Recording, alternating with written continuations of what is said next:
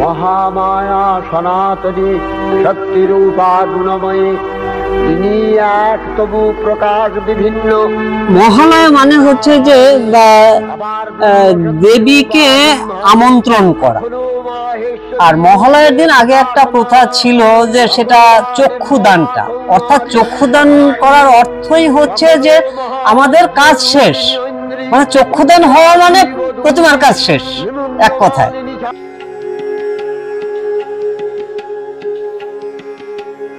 সারা বছর সেভাবে ব্যস্ততা না থাকলেও দুর্গাপুজো আসলেই ব্যস্ততা বাড়ে কুমোরটুলির মৃৎশিল্পীদের।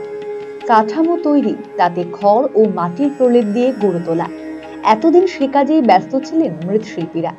কিন্তু মহালয়ার দিন আসতেই সেই ব্যস্ততা চরমে ওঠে।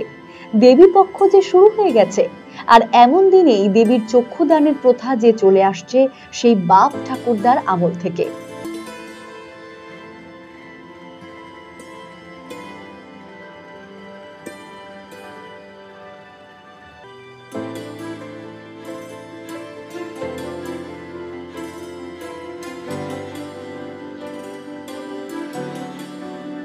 বাজলো তোমার আলোর বেণু, মাতলো যে ভুবন, জ্যোতিচ্ছটা ছড়িয়ে তিনি যে আসছেন, সারা ভুবনে যে ছড়িয়ে পড়েছে তারই আগমনী বার্তা।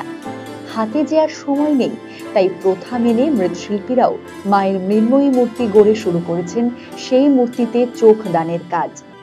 বছর ফিরে মা আসছেন মর্তধামে, আপামর বাঙালির মন আজ আনন্দমুখর। নাওয়া খাওয়া ভুলে শেষ তুলির টানে এখন ব্যস্ত মৃৎশিল্প। শুরু হয়ে গেছে দেবী পক্ষ। এতদিনের পরিশ্রমে গড়ে তোলা দেবীর মৃন্ময়ী মূর্তি যে সময় মতো পৌঁছে দিতে হবে মণ্ডপে মণ্ডপে।